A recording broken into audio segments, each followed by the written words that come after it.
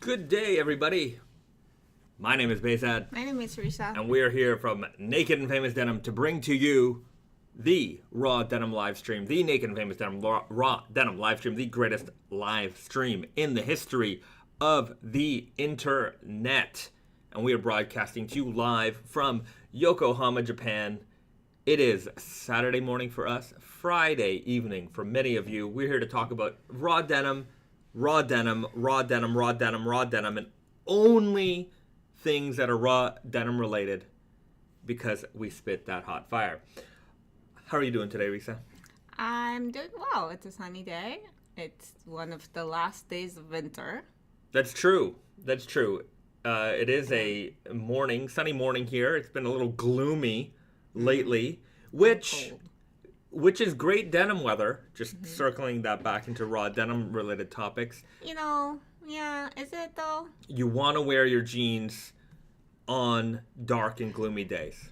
Yes, but you also want to wear your jeans on sunny and warm days because when you put on raw denim, we all know that when it's cold, it feels cold.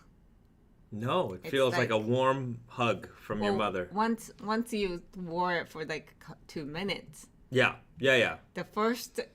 It's like a warm hug from your somebody... mother, but you don't want. And then later on, you're like, oh, actually, this is good.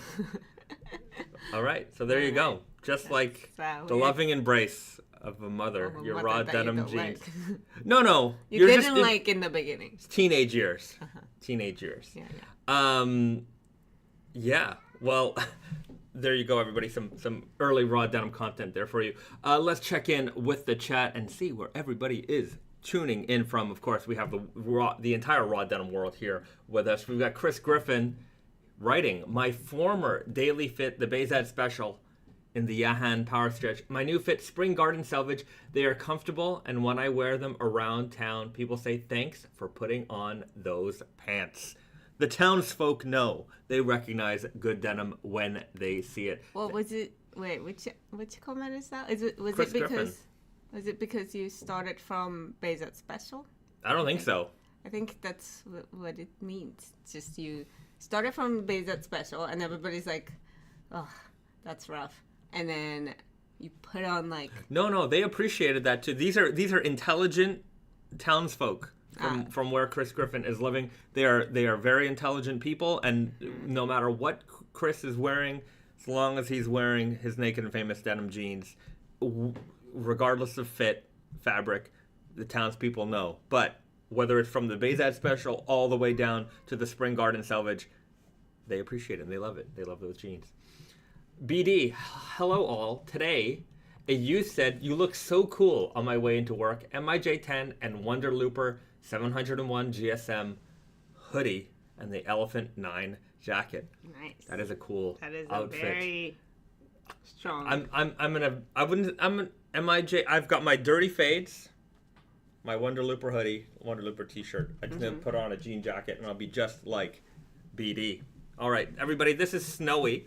You may recognize him from the Snowy Selvage, the only cat in the world to have his very own raw denim jeans. And his claw is digging into my knee. Anyhow, the world's most famous raw denim cat right here, everybody, to join us for the live stream. Who refuses to wear raw denim. Well, he has it already built in. This is all.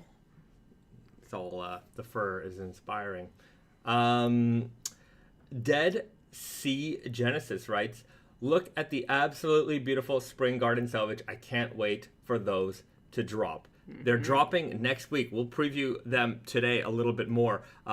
Garrett over at HQ, Tatinyoko Naked Famous Denim HQ, did some beautiful product photography on those, and we'll be happy to share those with you on Instagram in the coming days. It's coming out at the perfect timing. I think even the rest of the world is turning to spring like around this time, right? Yeah. We're switching the time or time switching. Yeah. But yeah, it's definitely appropriately timed. Not intentional. Just happened to be that way. It is intentional. It's all intentional. It's all intentional. It's all part of the plan. It's all part of God's plan. KMX writes, tuning in from Calgary, Alberta, fading my comfy and surprisingly stretchy Chun Li today. That was a good denim. That was a Chinese silk stretch selvage denim. Beautiful fabric. I hope you're enjoying them. Andy Hardy Brown writes, Arizona is in the house. Welcome here. Pharmacus, hello from Regina, Saskatchewan, Canada. Arif writes, hello from Chicago, wearing my Elephant 12s. Good to see you, my friend. Chief Miggy, Blue Owl 10th anniversary are chilling right in front of me. Well, all right. It's good to be around denim. I'm always around denim. Wait, what are we talking about? PBNJ writes, raw denim. Talking about raw denim today. Topher Cobra, Chris Griffin, I would imagine it's hard to beat the Bahzad Special for comfort.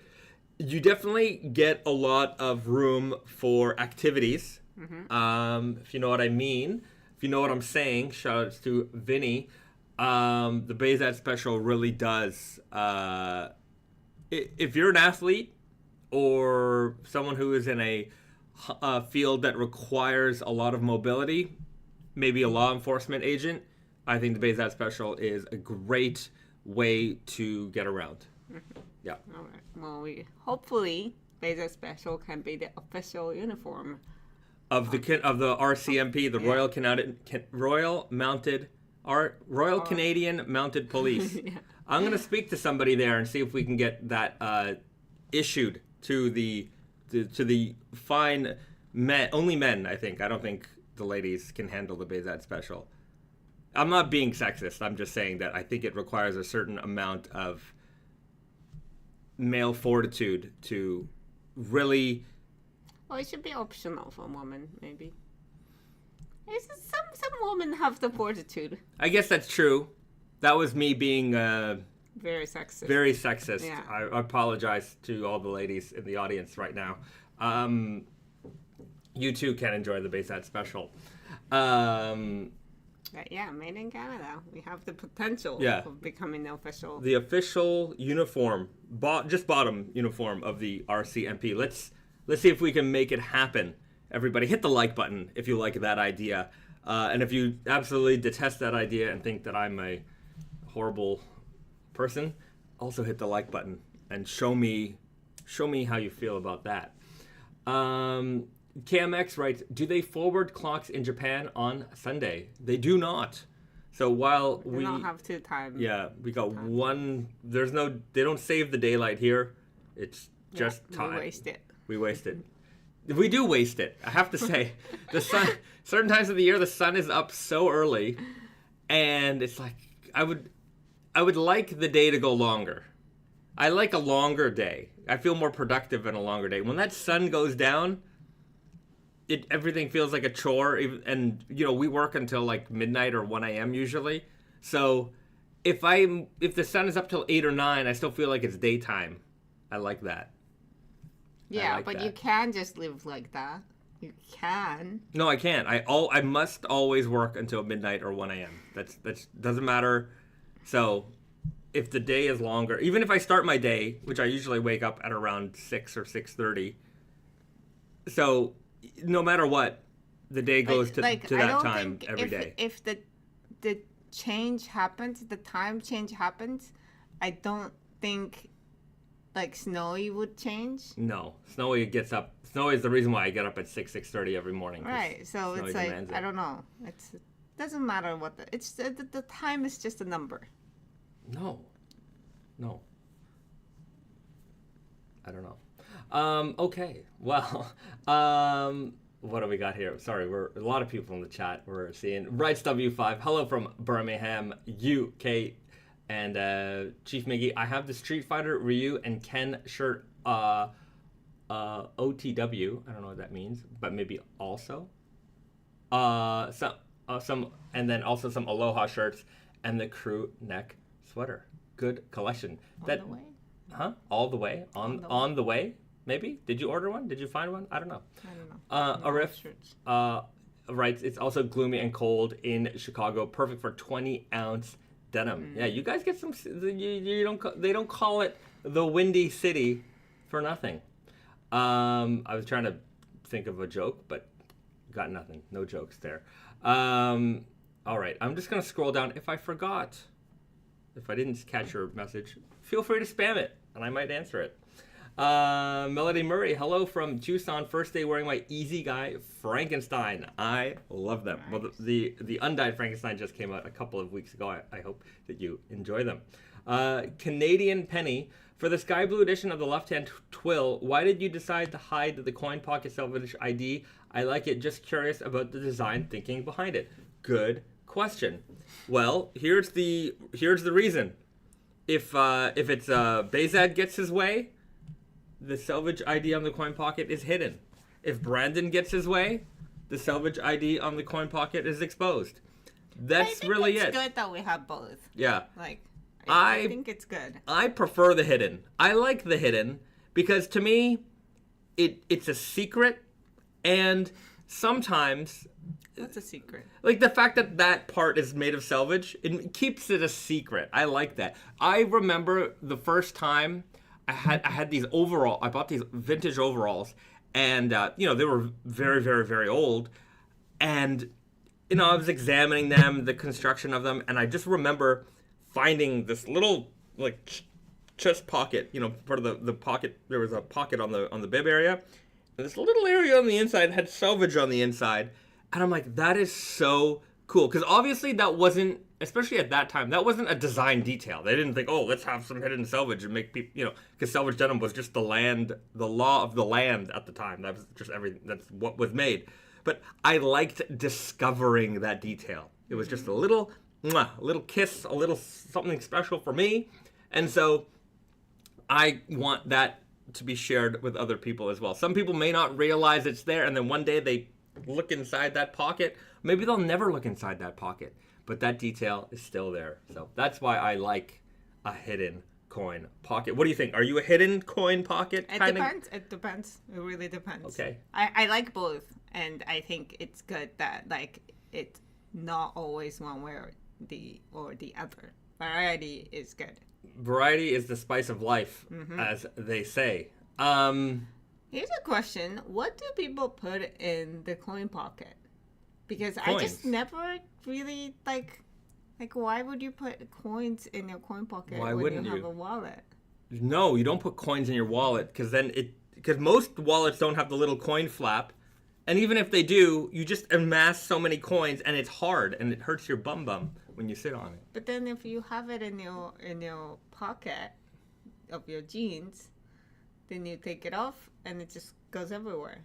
It doesn't go everywhere. It stays in there. That's a small pocket. It's secure. It keeps the coins in there. Do people actually use coin pocket for coins? I do.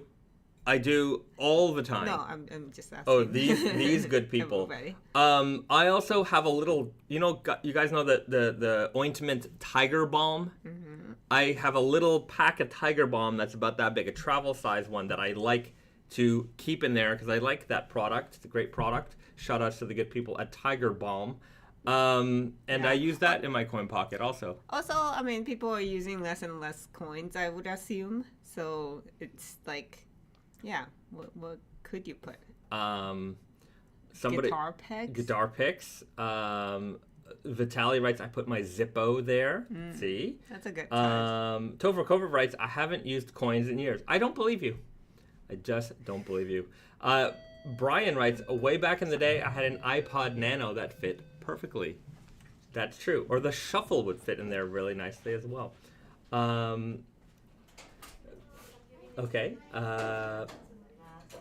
Norcoast writes, I have a few Euro bills and a mini Victorinox knife and a Pete's Pirate Life coin in my pocket, in my coin pocket. I don't know what a Pete's Pirate Life coin is. But yeah, a little knife in there would work, or a little tiny flashlight in there would work. I like it. What did we get? Some kind of mystery package. BD writes, I have a stone from Lake Superior. I put in the jeans I wear that day. Oh, yeah, that's kind of cool. That's like a rubbing stone, like a calming device. Yeah. Chapstick. I sometimes I put my chapstick in there. Yeah. So the Raven, I use it for coins or small need to. I use it for coins to keep safe items because nothing ever falls out of my coin pocket. Yeah, that's it. Watch pocket. Yeah. People who carry. Yeah, some people carry. Watch. Some people do. Not too many people these days. I would imagine most people are using wrist watches, and less so even. More people are wearing those Apple devices, those Apple watches. Or just use the phone. Yeah, I've never touched an Apple Watch before. I've never even physically touched one. I've seen them in stores. I know people who have one. I've never touched one. I don't think I have either. Yeah, I had a Samsung smartwatch right when, I think it was like when the Galaxy Note 3 came out. I got a smartwatch with it, and I put it on, had my phone, and you know, you have to charge this thing like every day or something. I'm like, I wore it for like a week. I'm like, this sucks. This thing, and it had a camera on it, and I'm like, what am I gonna do with this little, you know? I give it away immediately. Do Apple Watches have cameras? I don't think so. Remember that was like the technology of the future? A camera in your watch. Like a spy. Yeah, you're like Dick Tracy. But yeah, no, I never. That's as far as I got to a smartwatch. To me, it's like, you know, nowadays the smartwatch probably is a lot better. It's way more functional, but yeah, I still don't know. Like, I can put my phone in my pocket, and that's as far as I need my phone to be visible all the time. You know? I don't need to like just and read a text or anything. I also I turn all of my notifications off because I don't like to have any notifications. Yeah, which bothers me sometimes because you try to message me and you don't respond. That's true. That said, sometimes I'll leave my phone somewhere else just because I don't want to look at it, and so it is like a lot. Like some people probably are, you know, like utilizing it in a positive way, but I feel like if I had it, like I would just you know, I don't know. It might be a little much for me. But we were just talking about what's it called? Nike Fuel Band. Fuel Band. The other day. And I dug up my old Fuel Band, and it's like, remember this was like before Fitbit, before Apple Watches. Like that was the I was so excited about that. A good, I would say 18 months. The Fuel Band was like the hot item. Yeah. And if you would go, because this is when, like, I would say like maybe 2015, 14, somewhere right there. Yeah.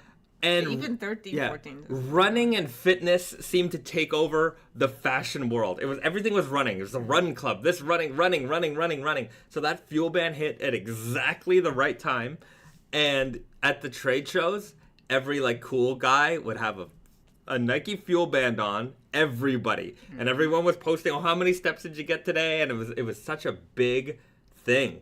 I really enjoyed that. I tried. It was cool because it did just do one thing, and it sucked at it. Like I used to wear it on my left wrist, and I would hold my bag like this, so like it wouldn't count your steps. It wouldn't count my steps. So like the person that I'm with, like, walking the same amount would have so much more steps at the end of the day. It's like, this is bullshit. But it like, I like the design. It was very nice. Yeah. Brian Berkeley writes, it was great for yen when I was in Japan since 100 yen coins are the go-to way to pay for small things. That's your coin pocket in Japan. Yeah, a lot of coins still here, but more so tap to pay. Yeah. You know, there's a lot more cash here, but also the value of coin means something. It's not like the most amount is 25 cents and you can't really buy anything with it. They have a 500 yen coin here. You can buy up to like, you know, up to a full meal. Yeah, that's true. Patrick Sanchez, what's happening, everyone? Just dropping in to say a quick hello, and I'm off to dinner, but still wearing my Naked and Famous Denim Blue Owl Left Hand Tool Midnight Edition. No wash, no soaks. Well, thank you for checking in, and that's a really wonderful pair of jeans. fitting for Left Hand Twill Day today. The Sky Blue Edition was released. Let's take a look at that because that's a fun jean. For people who don't know, I don't know why you don't know, but I would imagine this audience knows. The Left Hand Twill Sky Blue Edition launched today. It's the light blue version of our classic Left Hand Twill Selvedge, a summer version.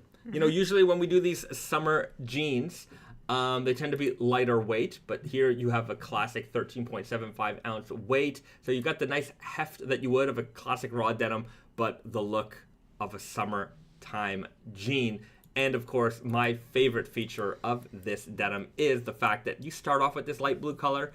It's gonna fade. You're gonna get those vintage fades so fast. This is gonna be a fast fader in that respect. And of course, the Left Hand Twill Selvedge, it softens up quite nicely. So a very, very comfortable jean over time. If you got one today, I hope you enjoy them. They did come out in Super Weird, Easy, and True Guy. There are some ladies editions coming out soon.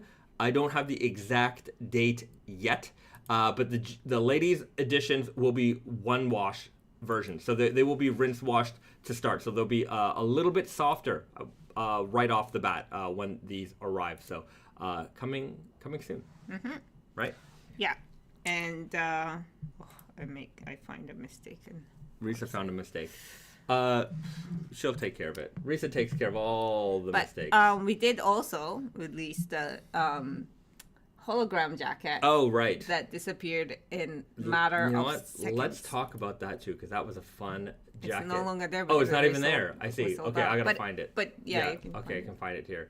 Let's do it. There it is. Wow, that did not last very long. So let's take a look at it. The hologram jacket. This also came out today, as you can see, very shiny and reflective. It looks really cool here on the model. I think it looks even better on Justin, our employee at Tate and Yoko. Look how cool he looks.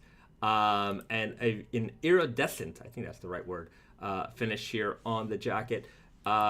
Very small release, 6 smalls, 3 mediums, 3 larges, and 1 XXX was available today. And as Risa mentioned, they immediately disappeared off the website. Yeah, we talked about it. This was a jacket that I had been kind of looking for many years, and the warehouse team found a box just kind of buried somewhere. It happens. Sometimes it happens, and sometimes you find gold. And in this case, we found hollow foil. A very, very fun jacket. It did sell out quickly, as it seems. We did get a couple of emails from some angry folks that were not happy about not being able to get one. Really? But it happens. Yeah, sometimes people will send us an email and be like, did this release? And it's like, yep, it did. Yeah, and this time it did release right on time, so it wasn't a matter of, you know, a few minutes delay or early or anything like that. It was executed perfectly. Perfect execution. The excellence of execution, Bret the Hitman Hart. Everybody knows that. KW, I hope you guys kept one for the archive this time. We did. I kept a large that wasn't part of that, available inventory list. We pulled one out just for ourselves.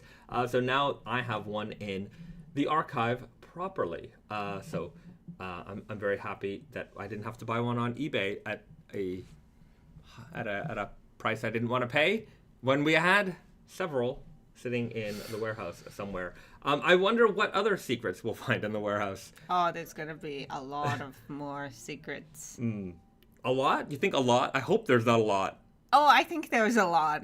Well, it's just that, what do you consider the secrets, right? Because it's just sitting there, Yeah, but I mean, we're not going to discover a box of Dragon Ball jeans back there. I hope not. Yeah, I hope, all of that stuff is it could, in a way, it's kind of cool, but I really hope that we're not screwing up our inventory so much that we had an entire carton of popular jeans that we didn't release. I just want to know where they were. Oh exactly. Gosh. Because that's a good. It was in 10 years. That box of jackets was in the warehouse for 10 whole years. because, like there are random boxes stacked up in the warehouse, places, but most of the time those are just excess of what's on the shelves. And, like you don't open it because you still have some in the shelves. And I think the assumption was for this box particular was that it was one of those boxes. And so I don't know if we started opening up all those mystery boxes, we might find treasures in there. I don't want anyone to have like any hope that we're gonna find any more like. Oh, but that's fun. Okay, you never know. Okay, you know what, guys? There's everything is back. There's tons of. Well, anything is possible, is what this proved. Anything? I don't know. No. Well, I mean, we didn't think it was gonna be there. Definitely didn't think anything like that would be found. We just don't know. We'll see. You gotta stay tuned for. It could be funny if during the Tate and Yoko show this week at Tate and Yoko they start doing like boxes. Those antique hunter kind of shows where they go through the warehouse. They're like, what could possibly be in here? To be perfectly fair, like Brandon's dad has been operating in our building since the 80s, and there is, especially on his side of the building, sometimes there's gold. I've found gold in there, and there's if you see the video of the Iron Snail where he comes to Montreal, in that I give him a tour of like we call it the Beaumarchais warehouse, and I showed him some of the stuff that's in there. But like there's some dead stock I don't think they're good anymore. But like there's like old like literally product that we made for Sears Canada of like t-shirts, but like you open them up and they'll like disintegrate. Like they're no good. I've seen like pantyhose that are the pantyhose from like the 70s powder. Yeah. The packaging is beautiful, but I mean I don't know why we're holding on to them, but there's a lot of I've gone through that warehouse a lot, and it's just there's a lot of not good. But to be fair, it might not be good today. Yeah. But it might be gold in 20 years. Maybe. But yeah, there's that's the beauty of these warehouses. Sometimes there's stuff. Stuff that you haven't seen for like 30 years. Right. Amant Chai writes, morning from Thailand, wondering whether Grandgel yarns and twisted weft yarns are the same. I will say they are the same. A Grandgel yarn is a yarn made of different colors. Yeah, so of twisted and twisted how to together. make it is the twisting part. So not all twisted yarns are Grandgel yarns, but all Grandgel yarns are twisted yarns. There you go. Zoff Fox writes, can't wait for another collaboration. Maybe that Teenage Mutant Ninja Turtles or Marvel someday.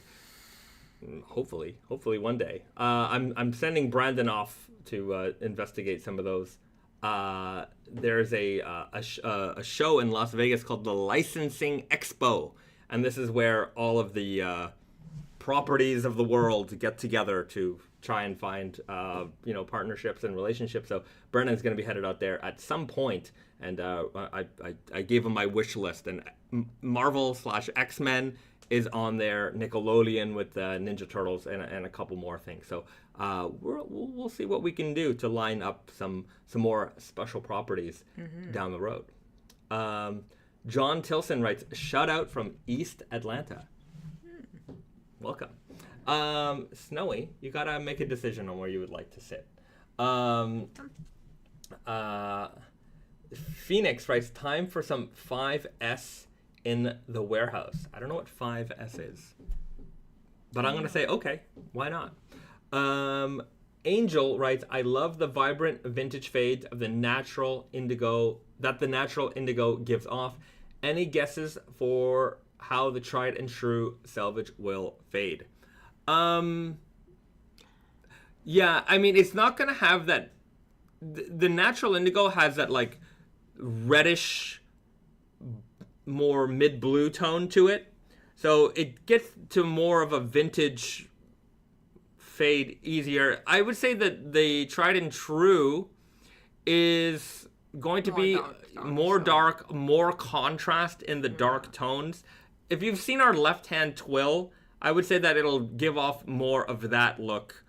Yeah. More blue. Yeah. Where it's like natural indigo. To me, it has a hint of like greenish hue. Like it's got the greenish like indigo. Like it's not green cast, but it's got like the greenish like vibe of the indigo. Greenish you know how like indigo has just let's see if I can find some faded greenish. Hold on, keep it going. I'm gonna see if I can find some pictures maybe. I actually really like how natural indigo fades because it does like it's like in the beginning it did compared to like Left Hand 12 or Dirty Fade or something like that. Like the natural indigo starts off lighter, but it's not a light. It's not like a sky blue kind of color.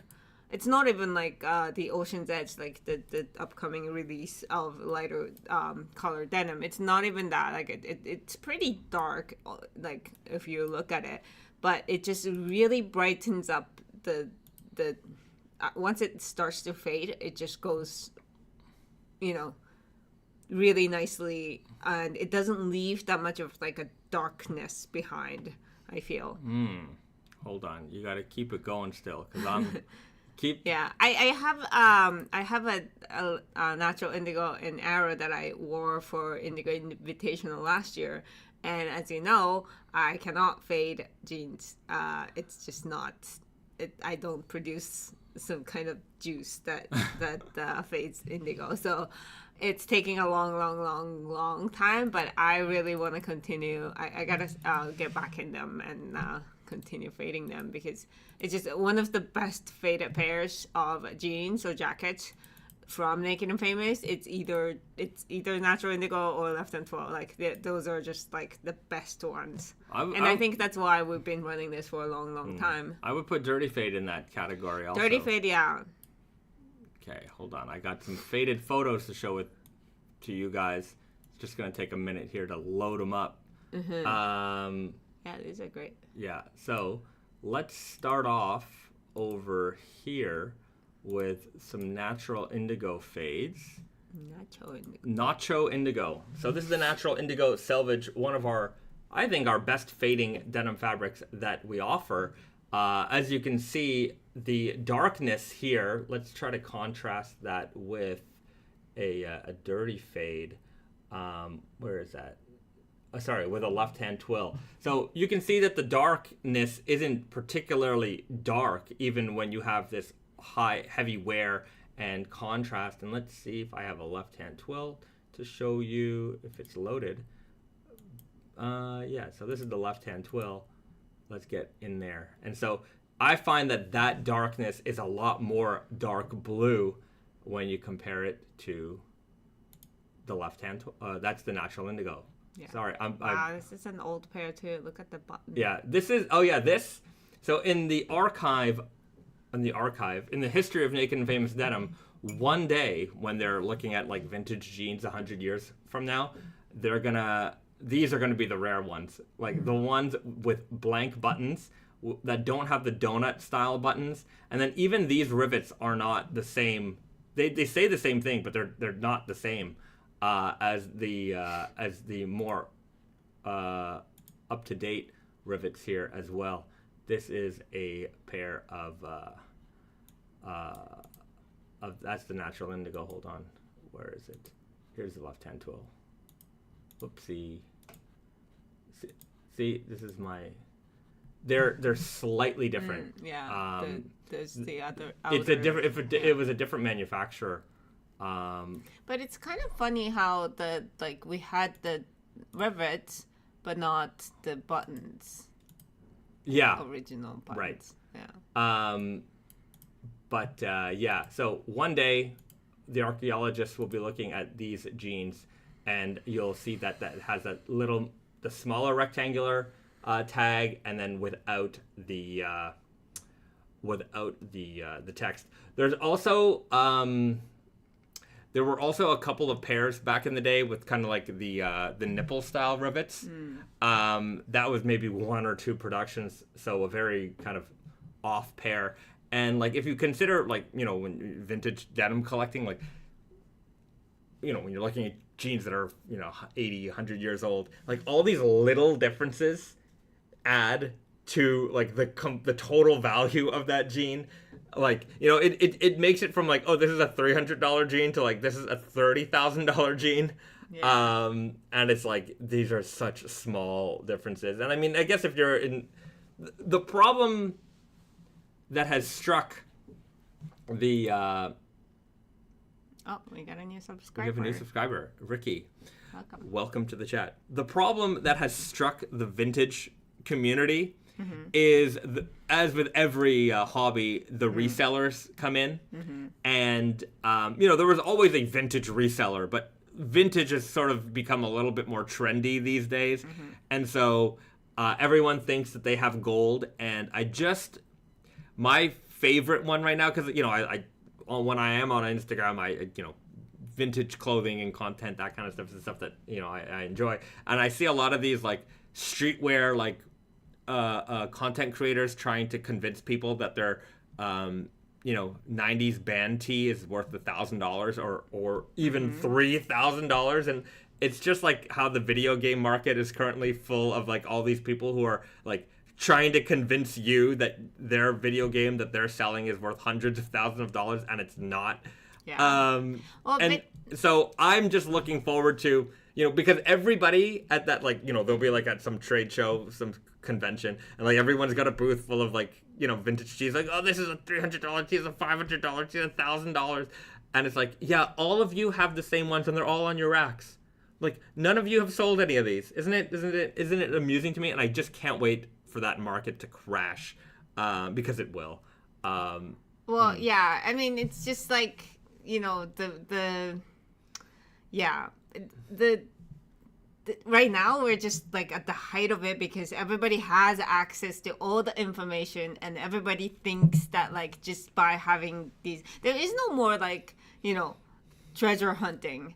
Like, I'm sure there are in, like, local, like, flea markets and stuff like that a little bit. Like, you know, if the sellers were, like, you know, people who cleared out, like, their, you know, grandma's garage and, you know, maybe they just didn't want to go through and look for the value of each item. Like, but those things really do not, like, exist in Japan so much. And no, like, not at all. In the world, it's obviously less and less. Everybody's going to check the value of anything old these days, like before you sell them. So it's you know, it's just people are probably just going to get like, you know, at some point they're going to be like, yeah, but there's actually, I've seen these around. So I don't need to pay this price. And I hope that market will settle. It's just, it's such a shame that it's not so much fun anymore.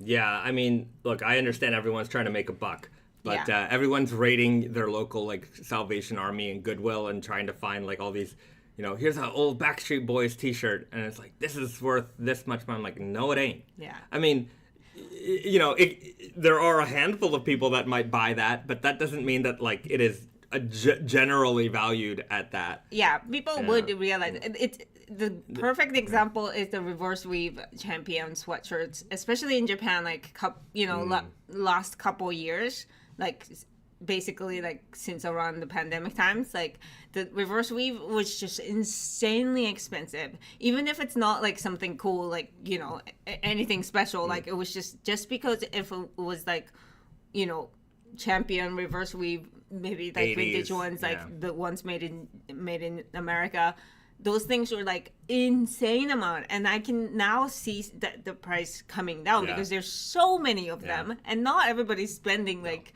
$300 on you know, like 30-year-old sweatshirts. The sweatshirt collectors will pick out like what they perceive to be rare, and those are going to be, you know, those will sell. But there also comes a point where like the vintage sweatshirt collector isn't buying the same sweatshirt over and over and over again at that price point. And so in some ways, like, you might see on eBay, oh wow, that sold for this much, but when everyone starts looking for the same thing and there's just an abundance of it now and it's all available online, it just drives the price down. But everyone holds on to their stuff. Like, you know, we'll go to, there's some thrift stores that we go to, and like they'll have this, there's this one t-shirt that they've had forever, and it's $1,000. It's $1,000, and it's been there for years. $1,000. I'm like, either you don't want to sell this, right? It's like, let's just put some stupid price on it so that we can say we have $1,000 t-shirt, even though we know we have absolutely no customer for this. No way. And like, I think maybe at some point this isn't the kind of like small independent thrift store that might find shame in like marking it down, but I feel like they think they have this holy grail piece, so it's like it's in a frame, $1,000. Anyways, yeah, I find it absurd. I'm like, one day I'm gonna see that all for sale for $75. Hopefully. Wow, that went off topic a little bit. Okay, back to the chat, everybody. Let's see what's going on here. Okay, Pharmacus writes, the MIJ 13 is the same fabric as trunks. It is not the same fabric as trunks. It is the Okayama Spirit 10. Yeah. But in all black. Yeah. And then Zoff Fox responded with exactly that. Okay, Cathedral Ring. I wish that Tate photos had this type of resolution. The Tate photos have a pretty high resolution. Yeah, but it's also a website with a lot of information. Like we don't really control. We don't really control the maximum resolution of the images, product images that we have. Yeah. Also, websites need to be able to load. Yeah. Exactly. Like when we take a photo, any one of our product photos, they're like usually 20 or 30 megabytes a pop. And then, by the time it gets put online and it has to get, filtered down to something that is web readable, it compresses it a little bit. But we start off with like the absolute highest resolution we can get, and then I think our photos are pretty good for that. And like same thing with Instagram. Like when I post something to Instagram, the file size is huge. And then Instagram does its own thing so that it could be read on your phone. You can't load 20 megabyte photos or otherwise their platform would die. The Raven writes, interesting thing about the natural indigo, I never experienced any crocking or dye bleed when wearing them with my white sneakers. Maybe it's just faint enough that it's not showing up. Or you're not wearing enough suede. Suede, sometimes like I have some sneakers where like they doesn't look like they've picked up anything. I guess you're talking about white sneakers, but I've had sneakers where like they're suede sneakers, and like the first time I wear them with them raw jeans, I have that indigo line. I'm like, especially when I was really, really into sneakers, I had this like conundrum where I was like, I like raw denim and I like sneakers, and I like my sneakers to look nice and clean, and raw denim doesn't jive with that. What am I supposed to do? And then eventually I was like, you just gotta live with it. But you also nowadays like wear your jeans so short that it doesn't really touch the... That is true. But yeah, before I used to my cuffs, the jeans were a little bit wider, so they go over the back of the shoe, and so they always rubbed up, and then I stacked them on top of when the cuffs got a little bit skinnier. James Skyrim writes, how is the lighter color of the sky blue left-hand twill selvage achieved? Is it still dyed indigo simply with fewer soaks in the indigo bath, or is it a different color altogether? Yeah, so it is different amount of indigo dyeing, like the depth of the color usually controlled by how many baths that it goes through, but it's less baths. Yeah. So this is just a plug for Wonder Looper, but as you can see here, 4 different shades of indigo, all done in the same indigo bath, but at different times. So less time, more time, even more time, even more time. So same time dye. As in not just like soaking time, but like how many dips. Different dips, yeah. Yeah. So yeah, the same die can produce a variety of different colors. It all comes down to the science of how you control that. So yeah, there you and go. the tint and hue can depend on the dye itself. So the dye itself can affect how it comes out also, but mostly like what you're saying, the lightness of it is because it's fewer bats. Yeah. Somebody wrote something interesting. Where did it go? Invis Ian's writes, the saying goes, something is only worth what someone is willing to pay for it.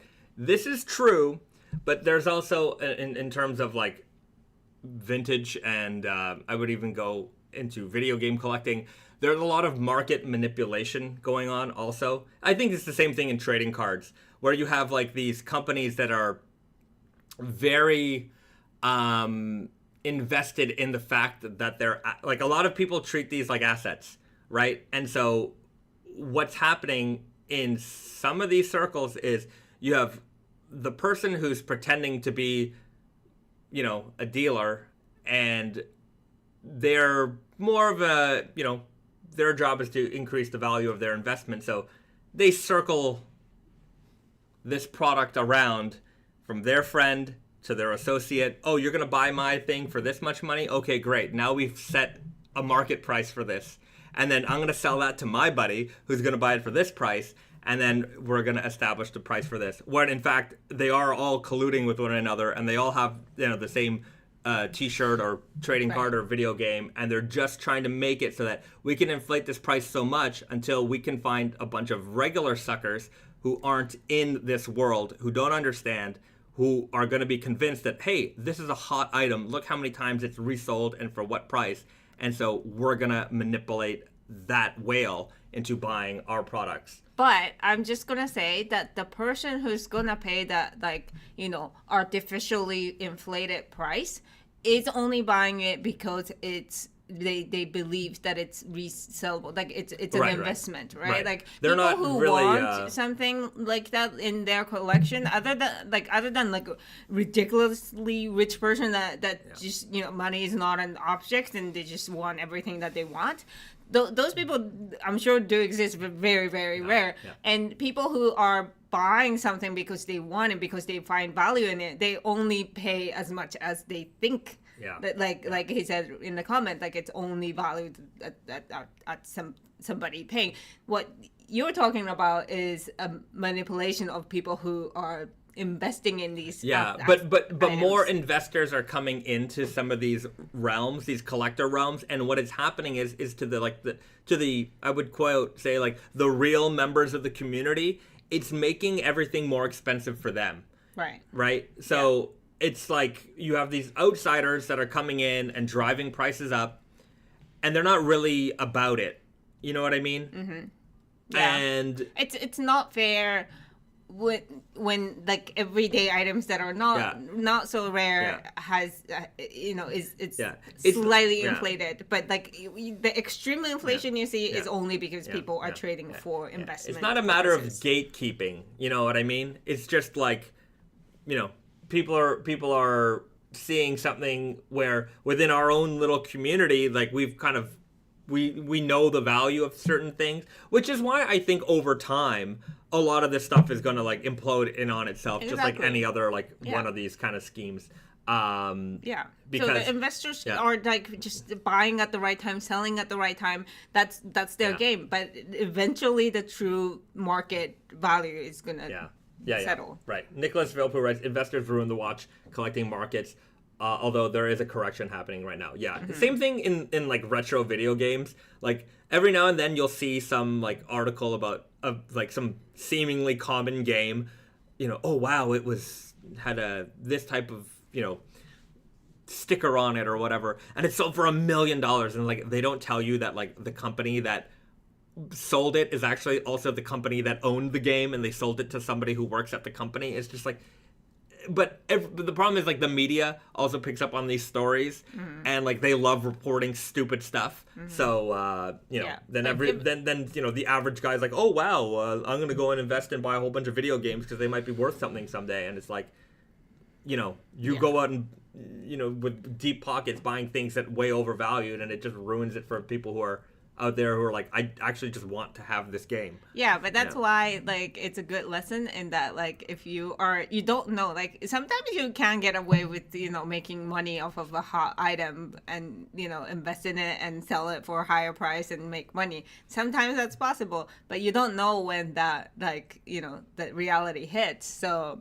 if you're buying something for just the reason you think you can make more money, then that's not the right reason. You should avoid that at all costs. Chief Miggy writes, I won't lie, if it weren't for resellers, I would never have had my 10-year anniversary or Blue Owl 10-year anniversary, and I bought them for less than retail, so they were the good kind. Right? Look, I'm not bashing reselling. In fact, I'm not even bashing, like, look, the reseller is there to fill some kind of market demand, right? But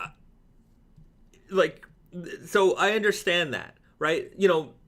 Whether making a profit isn't bad, but for me, it's like when there's a hobby that I enjoy and then there's like some outside interference going on, that's when I'm not faulting them. I'm just letting you know what's going on, right? And which is part of the market correction. It's like when the people who are in the community are like, well, these people who are not here to support our community are making it worse.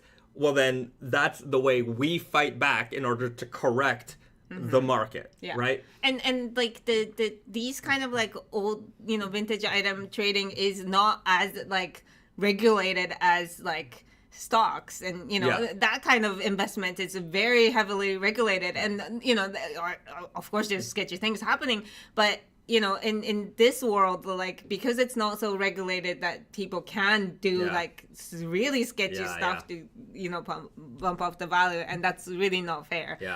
Mike, see, the sneaker market was like that for a long time. Thank goodness it's seen a market correction. Over time, everything tends to fix itself. That's exactly what happened to the reverse weave in Japan. Like, I think the prices are coming down, plummeting. And it was interesting because it happened really in a very short amount of time. It went and then I'm starting to see it's coming down. So it's very hopeful. At our local thrift store, there's a couple of sweatshirts we have our eyes on, and it's just like I keep seeing. It's just a matter of time. It's like 10% off, 20% off, 30% off stickers, and I'm like, I'm still waiting on that one. Because but to be fair, I'm sure there are other people who are like that. Like we're all waiting. And the beauty is that like none of us have bit yet. Because for sure there's enough of us in this area that are keeping our eyes on certain pieces. Cool. I want it, but I don't want to pay this much money. And so like it's really starting to show the actual value of some of this stuff. Chief Miggy writes, Bahzad, and we said, can we get some Naked and Famous NFTs, please? You got it. We're gonna do it. It's gonna be you can only buy it with I don't know. We'll figure it out.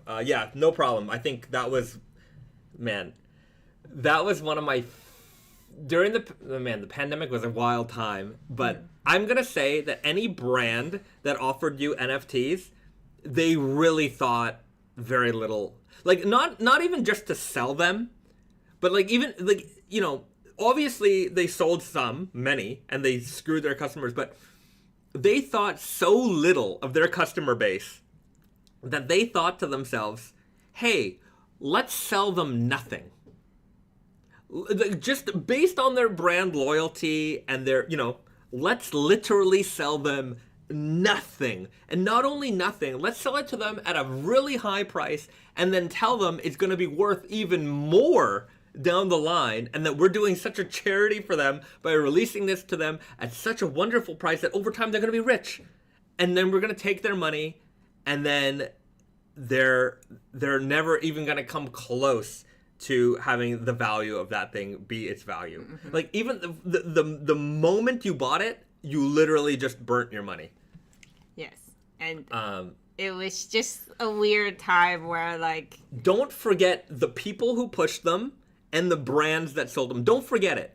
Don't just remember. Especially, like, a bigger, like, brands who did that. It's, you know, it's one thing to be like, oh, everybody's doing it, we should do it, and, you know, like, that kind of things. But, like, larger brands understood all of this. Yes. Understood all of it. They went through, like, approval process of multiple layers. Yes. Higher up, and then they sold it. So that's, to me, that's just really offensive. Yeah. It wasn't like, oh, it's a fad, it's fun, let's do it, you know? At least the companies selling trading cards, right? They may have the perception, oh, these are going to be worth blah, blah, blah, blah, blah. Okay, whatever you want to think. But at the very least, you have this piece of paper, right? You got a picture of the guy that you like, you know? Here's the basketball player, here's the baseball player, whatever it is, you got the card. Yeah. That's your thing. You could frame it, you could put it in a drawer, whatever you want, you got it. Yeah, These guys... you can, like, the rookie cards or whatever, like, you can only get it at that time. They didn't, like, 10 years later reprint that. Yeah. And, like, I cannot, like, NFTs were even less valuable than, like, saying buying a costume pack in, like, a video game. Like, it's like you bought, like, you know, Resident Evil, oh, here's the Christmas edition costume pack, and you got, like, an outfit for your character.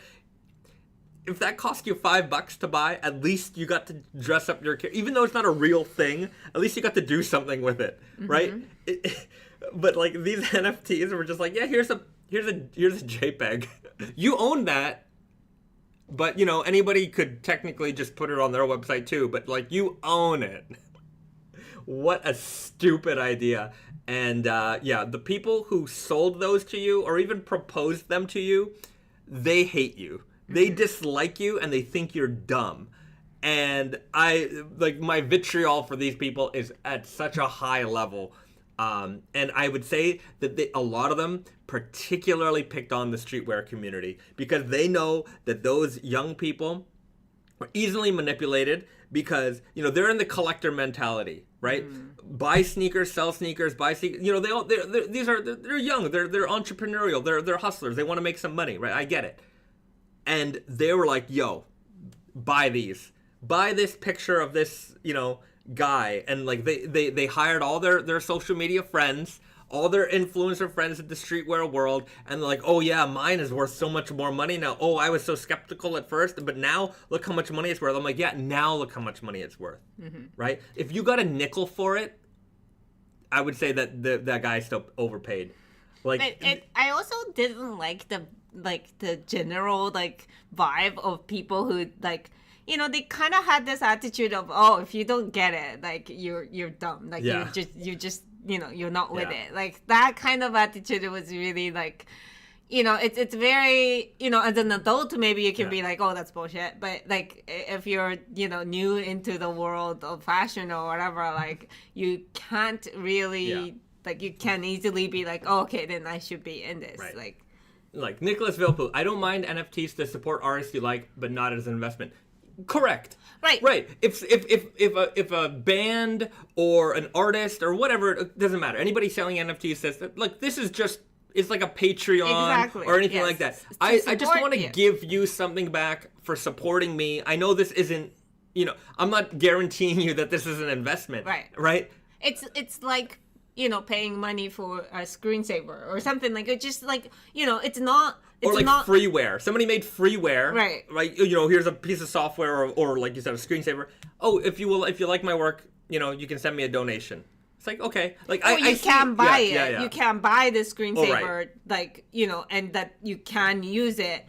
And that might, you know, that might be something you want to pay money to, or maybe you just want to support. It doesn't matter. Yeah. Regardless of that, you get something and you support the people that you like. The value is not in this item. The value is like the supporting of whoever's doing it. Absolutely. Chief Miggy, I get it though. It definitely happened to the sneaker market. So many Jordans and Nike Dunks that for years were under $300 skyrocketed to $500 to $2,000. I remember when a $300 like a sneaker, like, you know, you bought your Dunk, your SB, it was $120 and resale was $300. And like I remember those days where I was like, it's crazy. nowadays, like the sneaker is $300 and the resale is like $17. Like I'll see these shoes. I'm like, I'm not spending this. I'm just not doing it. Especially like you know but by nature a sneaker is just like a disintegrating item. It's not like a leather especially for those people who have like massive collections. It's like, yo, that's just a ticking time bomb. Yes. Like the soles are going. It's not a matter of like, it's all just a matter of when those soles are gonna crumble and fall apart. Like that is not. It's not like like you said, like a leather shoe. A leather shoe is fixable, wearable, whatever.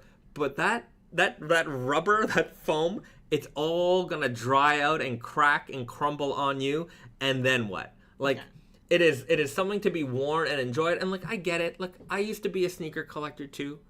I was really into it. But at some point, I'm like, I should just wear my shoes and enjoy them. Yeah. I need to start wearing and enjoying these shoes. And if I'm not wearing and enjoying them, then they are worthless. Like, well, like put it in good use. Give it to somebody who is going to wear them, or sell it to somebody who's going to wear them. Right. Yeah, these are very. Yeah. So speaking of that, in 100 years, some Naked Famous jeans are going to be super valuable. So invest now. This is the investment, not just for you, but for your great grandchildren down the road. Having a very rare piece of Naked Famous denim paraphernalia with the personal guarantee, not actually a guarantee, through the live stream. So save this and put it in the little hologram packaging that you'll pack that jean in the future. Some sort of 3D projection of me.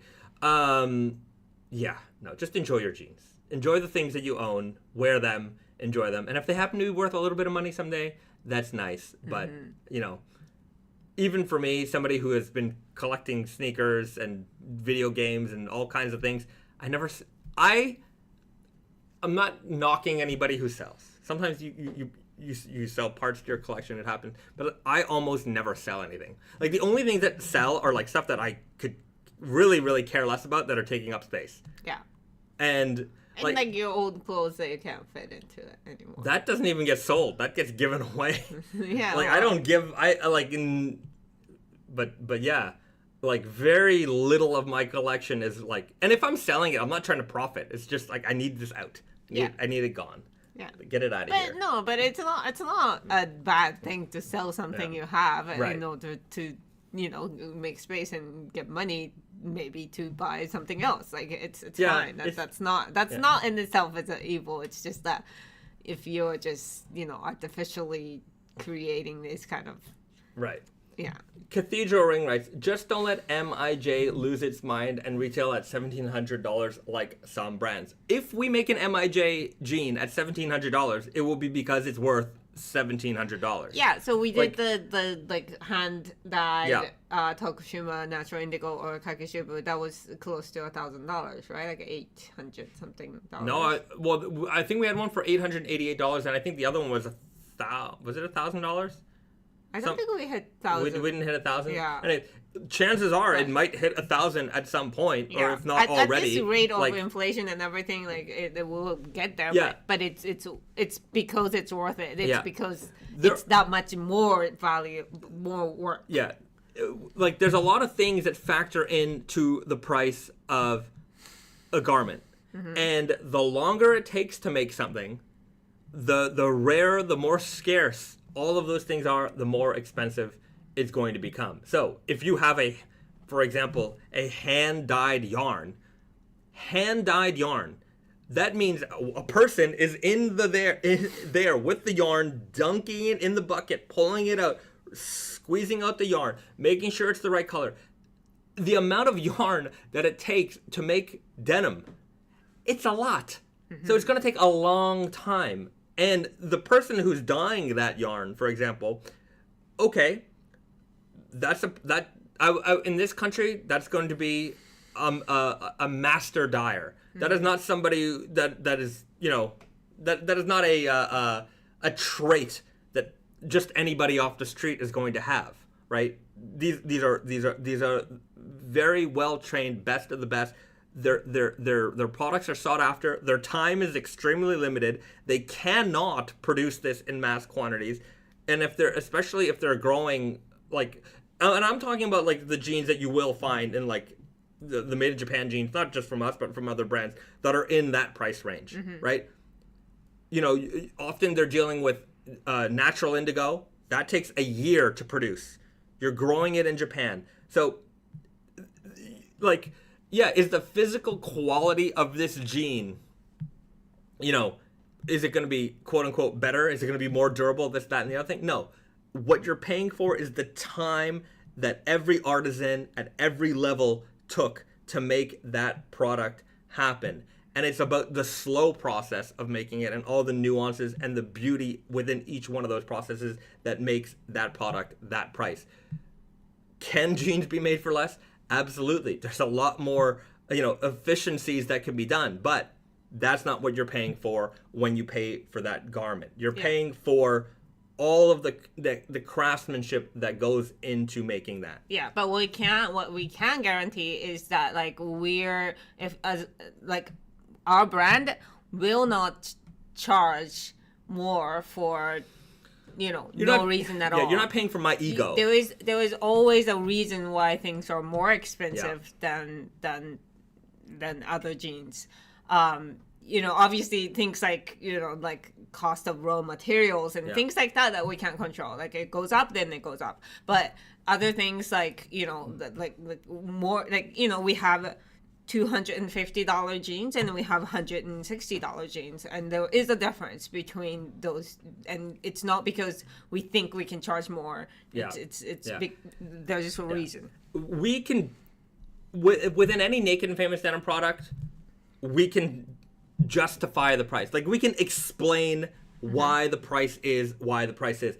Go over to the luxury world and see what they charge for a pair of regular stone-washed jeans. And ask why it's $1,500.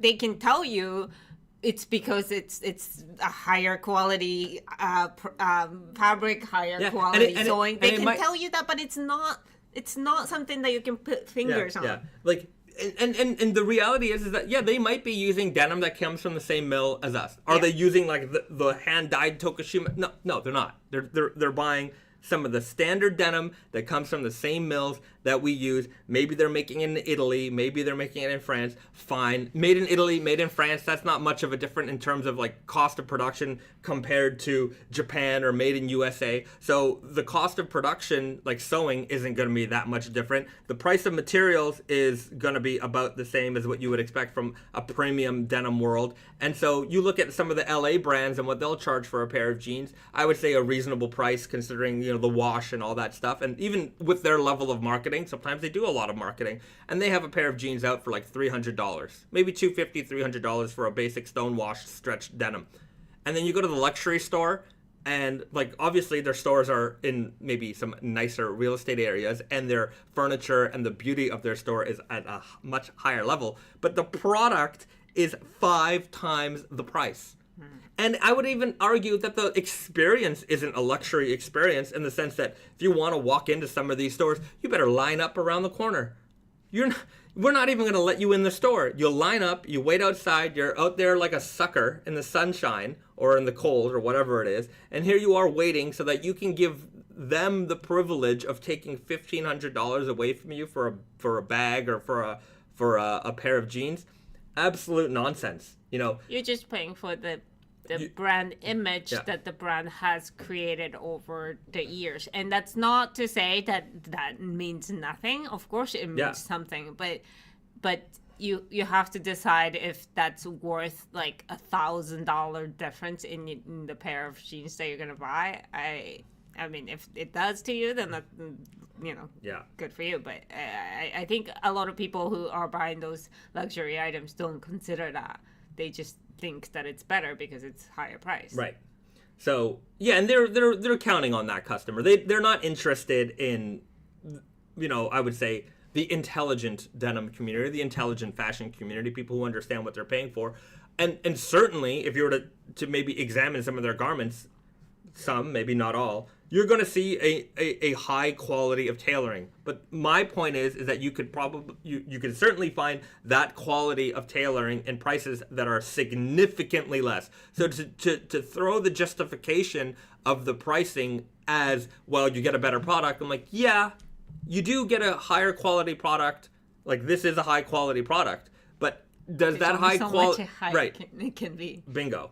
So anyhow, I'm not this community, and why we have these live streams, so you can understand a little bit more about how things happen on the back end. Yeah, no, it's the best times to like shop intelligently these days, because now you can find out about what goes behind, making things and selling things. Right. So it's a fun times. Yeah, and BD, Bing Bong, is that the door again? No, it's not. That's the sound of people hitting the like and subscribe button. That is a good reminder, Mr. BD, the producer. He's in the house.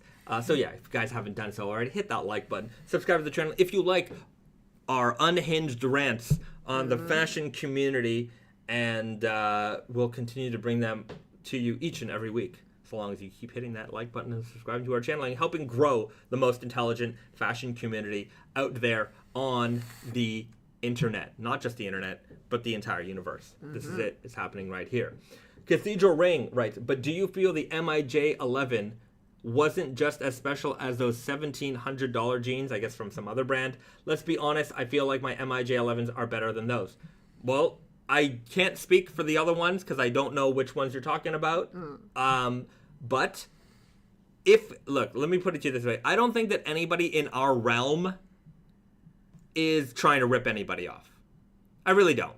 I think that there are certain things that, there might be some variances here and there.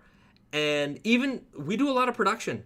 And sometimes I'll see a brand and they'll have a really good price on something. I'm like, ours seems to be a little bit similar and our price isn't as good as theirs.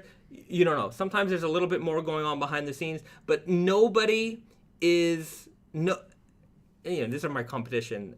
I'm like, if I want to bash them, I could bash them. But in this respect, I don't think that anybody in our realm is out to like fool you with a price. If that's what they charged, they're probably working on a similar, margin framework as we are. And that's just how it broke down, right? Yeah, like you can like explain why like our Naked and Famous made in Canada like jeans are so much better priced than some other similar quality, similar style products out there, is because we have one less middleman. We own our own factory, we own our own building. That kind of things help, and that helps in our favor. But like sometimes things like that we don't know about exist on the other side, and some people might have better price on certain things than us because of whatever reason, like things like that. There's a lot that goes in, so you can't always like say that like things are better priced here than the other. Like you're not comparing like everything. You don't know the whole picture, so it's hard to. This is a difficult part of our like room, our world. But like Bahzad said, I do think that we all kind of live in the same like nobody's universe. It's not like my comparison between like an LA wash denim brand versus like quote unquote luxury brands. It's not like anyone in our realm is charging you 5 or 10 times the price of what you would expect it to be, right? There's going to be some variation here and there. Yeah, and not all variation affects you as a consumer. So maybe you feel like it's not fair, but it doesn't mean that anybody's like really schemy and greedy. Yeah. Like somebody wrote something about cashmere denim. They said like if you were to do cashmere here, Clobber Online writes 100% cashmere would be like £2,000 nowadays. Probably. Or selvage. I think it's when we did it, they were I think $1,400 or $1,500, and that was 15 years ago, 15 years ago, for 100% 100% cashmere selvage denim. Nowadays, maybe even more than £2,000, more than $3,000. Like the price recently, we like over at Wonderlooper, we were looking for some 100% cashmere French terry, and we were able to find a mill that could make it, and they were showing us some like samples of like some fabric that they had made, and they told us, like, we're asking them about pricing, and they're like, the price for this fabric has doubled in the last year alone because the price of cashmere has gone up considerably. Yeah. Same thing as linen. Like we just recently like priced a linen denim fabric, and like the price, like the last time we checked, it was much lower, and it's because the linen is up and up, and everybody says that. Like, it's not like you know, somebody says that and you believe that. Like, you're in the industry, you know that linen's up, you know that merino wool is up, like everything is up. Obviously cotton is up too, but you know, maybe you can explain that with the thing of inflation. Cotton is also one of those things where a lot of countries subsidize the price of cotton industry, especially like Middle Eastern countries. Their governments really help to artificially keep those prices low because they want to keep that textile industry, that cotton industry going. So, it really depends. Like, you know, you might have these are all more of the things that factor into the price of the products that you may not even understand, is that, depending on where something is sourced from, the same quality goods could be priced totally differently. You know, there might be a government subsidy program that's making sure that price is artificially low, and then all of a sudden that subsidy goes away, and then boom, like the prices for that go up, and you know, things start to shoot around a lot. Cathedral in Canada does that with maple syrup.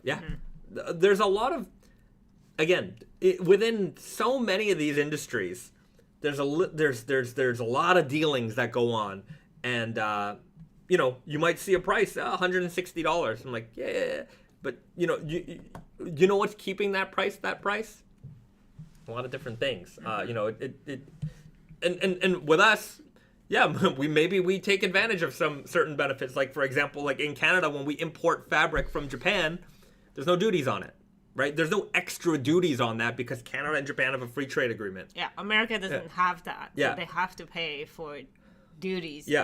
On top of, you know, like even before they got the fabric. Right. So that's a percentage. I don't know what exactly the American duty is, but probably between 12 and 18% of raw material cost that you have to pay for in the end of the day as a consumer, but it doesn't add to the actual quality of the garment. Right. But if you also think about it, like the cotton might be coming from another country. It's likely coming from another country to Japan because we don't produce cotton in mass. So like you pay duty on that. Right. It could be. It's likely what's happening is American cotton, because American cotton, there's a lot of it. That goes to Japan. Japan makes that into yarn, turns it into a pair of jeans, turns it into some fabric, sends the fabric back to America. America pays duty on the fabric. And then makes jeans. Right. So, I mean, there's a lot that goes on that actually doesn't affect the quality of the item too. But there's those things you can't really change. So, the only things you can really compare is like, for example, like in our... A lot of bing bongs today. In our Naked Famous world. You gotta hit the like button. Every time the bing bong goes, you gotta hit the like button. Do that right now while Risa answers the mailman. It is Saturday here. We get mail here on Saturdays, so I don't know what they're bringing, but we got all kinds of packages here all the time. What did we get? Fabric swatches. All right, that's just what you get here at the Naked Famous Denim live stream. So yeah, as far as pricing, like somebody wrote, are there diminishing returns? At like, I don't know. I think you wrote. I can't find the comment, but it was something about diminishing returns on jeans that cost more than $160. I wouldn't say that. It all depends on what you're looking for. Like, there's certainly a level of diminishing returns with anything, you know. But it also depends on what you value. Right. So that's true. Like if you value hidden rivets and raised belt loops, then it's not a diminishing return. Right. Right. But if you do not, if those things don't really matter to you one way or another, then it is certainly a cost that is not important for you to pay for. So, you know. So these are very hard, complicated questions that are like somewhat subjective. Yeah. Somewhat objective too. For me, I think like when you're in like the $250 to $400 range of like what we can do, that's really your that's where the best of the best comes out. And then over that, you're really paying for like very niche, small lot, you know, lot of manual work type of things. Yeah. But then, you know, if there's like a brand that's doing something that you appreciate, just like, you know, we talked about with the NFTs, like you're also maybe, you know, maybe you're supporting that small brand. Like they might not have a good like volume, so you know the cost is generally higher, but you appreciate that somebody's doing that, then you support that. Right. That cause. Right. Like if you're dealing with a one-man brand maker type of thing, obviously their cost to make that jean, they're doing every single process, it's going to be a lot higher. And like, is it going to be a better jean? Maybe in some ways. You know, the beauty is sometimes the one-man brand is like they're very detailed, like as far as they can be, you know, but they're gonna have to charge because their time is worth a lot of money, and they're not as efficient as other. Right, bingo. The efficiency also isn't there, so you're gonna pay for that as well. So there's a lot of things that you end up paying for in a garment. That's some of it is the garment cost, some of it is fluff in the air, duties and taxes and things like that, and some of it is inefficiency. Sometimes a lot of it is inefficiency. Like if all we did was like race for the bottom to try and make the lowest priced product, then I think we're all going to end up with a lot of boring product. And so the fact that we can make so much, and there's also like price variety, right? You know, you can pick and choose what is best for you. And I think, hey, maybe you will not get the optimal best price possible in that scenario, but what you do get is product variety and something that might speak to you a little bit more. But again, I think it all boils down to like knowing who you're buying from, you know, the transparency that they provide in terms of like what they're offering to you. So anyways, again, you guys are very intelligent consumers, and that's why you're here, to learn more about what goes into the products that you buy. Okay. BD writes, any hair on hide patches on the way? Not on the way, but I wouldn't mind doing some more. You know what? I have one that's like pretty worn off. Yeah, I can't even remember the last time we did anything with hair on. I think it was the True Grit. True Grit had hair on hide? Oh, maybe. Huh. That's the one that he's bringing, I think, right now. But yeah, that's a good call. We should do something with hair and hide. We have been. I feel like for a while we expanded the leather, like, you know, options, more interesting leather and stuff. But we just haven't really been doing anything exciting in the room. Maybe we gotta get back into it. This is my pair of True Grit Selvage. I really liked this fabric a lot. Such a beautiful fabric. Fade is so nice. I'm a little too chubby for these now. Also, when jeans again. I cut them a little too short, I find. Anyhow, they're okay to wear, but maybe I think they fit Risa better these days than they do me. I think there's a picture I posted of you once wearing these, and they looked really good. Yeah. It's like this. It kind of fits like this, even though it's not the same fit. But like it's a little bit bigger.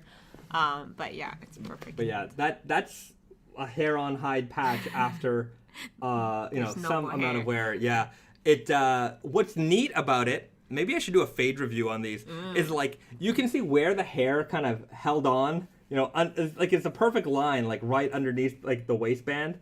Yeah, because it's not as rubbed up against something. Just slightly, just slightly less rubbed up against than the rest of it. And also, you can see the very faint embossing of the Tragic Blonde logo in there as well. So I think that came out, I think it aged quite beautifully and like reminiscent of like, you know, I think a perfect pairing for this style of fading. It's a little bit more staticky, kind of like, you know, it is a slubby denim, but you get that, you know, kind of. It's more dot fading. Yeah, dot fading. Beautiful fading denim. Were you wearing belt with these jeans or no? I don't remember. I doubt it. Yeah. Yeah, I doubt it. So this is purely from like wearing tops and bags and that kind of things. So. Right, and the wash probably took a bunch of it out too. I wasn't shy to wash these, so yeah, what a nice denim, huh? Like this, the true grit selvage, like this like American like gritty denim that we went with. Well, this is true grit, right? True grit. What was after? Hard and soft. Hard and soft was similar to this. Yeah. You know, maybe I shouldn't rename all these fabrics and, you know, like no, but it was hard different. hard and soft maybe should have been called the True Grit too, you know? But it was a different concept. Like True Grit that it didn't have like a smooth weft. Right. It was not specifically this was a crunchy denim the whole time. Yeah. Anyhow. But yeah, I think people talk about this a lot, and people really liked these vibes. So we should definitely bring that back. Yeah. What do we have? We have Mushy Monkey. Have y'all worked with Cont/Vidalia mills at all? No. We at Naked and Famous Denim, we only use Japanese-made fabrics. Nothing against Cont or Vidalia made in USA. Although Cont is not made in USA, Vidalia took over. What my understanding is that they took over. I don't know if they took over the production facility or bought machines. I don't know the exact story of what happened there, but they are, as far as I know, are the last producers of American-made denim. Yeah. But yeah, we just we just get everything from get everything made in Japan. So. That's right. So that just as a brand concept, it's always Japanese fabrics. So that's what we stick to it. It's not that we have again any animosity or think poorly of fabrics made elsewhere. It's just that's our philosophy and we stick to it. Yeah, we like to stick to our philosophy, I have to say. Yeah, and also there's definitely benefits to it because we're not like new to them. Like we have established relationships. Long established relationship. They know how we work and all that stuff. So so big benefit to that. John Titson writes, I think it's just American-made selvage denim. Mount Vernon still produces U.S. denim. Okay, well there you go. Yeah, I'm not too versed actually with like American fabric suppliers and things like that. It's just not something that comes up on my radar too much, just because of the way we do business. Right. But I wouldn't be surprised that there are a ton of like wide width denim manufacturers in the States. Yeah. If we, I would say that the only way we would deviate from Japanese denim is if there was some Canadian made denim, and we'd probably buy some of that. Probably just depends. Also, it also depends on like the quality of it. It like, you know. Yeah, if it's just like one person trying to make denim, it's the beauty is that it, like, you know, like we appreciate that kind of passion, but we have to make sure. Good. Yeah, we have to make sure that the quality is consistent. Yeah. Justin writes, could there be a Japanese-grown cotton denim? Yeah, technically yes. There is a small amount of cotton production in Japan. Sometimes, like it's the mills that have like a little cotton project going on. But not. There's some project-based ones, like especially like part of like cotton production.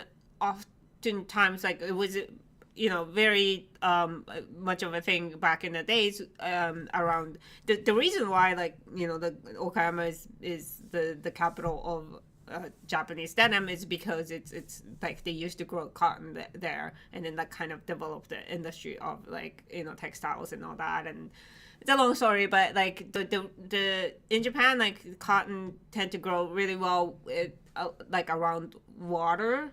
So the ocean water makes the soil a little bit more salty, I guess, for a better term, and that helps the cotton grow. And so when there's the big tsunami thing, earthquake tsunami thing happened in back in the days, they had kind of the affected area. Obviously they lost a lot of buildings, they had to rebuild all that, and they started making cotton around there because it does, the cotton also helps the soil take out the salt from the soil, so it actually is good for the earth, that helps the earth too. So that was something that I learned back then when it was kind of new thing, they were just trying to grow cotton and also make the land better.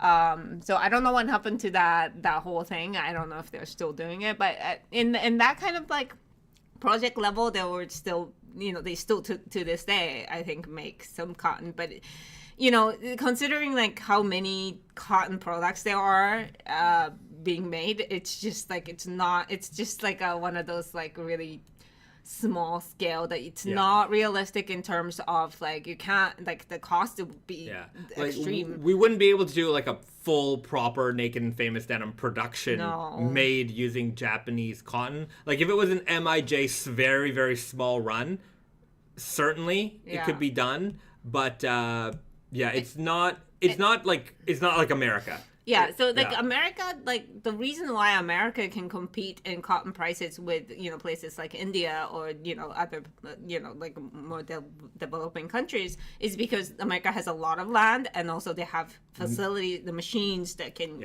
America has the technology. Yeah, they have the ability. Whereas they don't need the raw manpower to pick the cotton because they have machines that do it. Yeah. Whereas India, Pakistan, other parts of the world where they can't invest or don't invest in technology, they use manpower. Yeah. Right? And because manpower is cheap. But in America, manpower is not cheap. So America invents the technology that makes it very efficient to produce high quality cotton and still have it at a affordable price. Yeah, but in Japan, land is limited. The machines are not readily available for cotton because that's not really our industry. Yeah. We don't have a lot of that support. So it's just not I mean it's a nice idea. Yeah, I would love that, but I don't know if that's realistic in a way that Yeah, that can be a whole. It would be one of those very expensive jeans where you're paying for. Yeah, you're paying for what it took to make that jean, right? And that's what you have to understand that as part of it. Cathedral Ring is the most famous machine still running, the Toyota G3.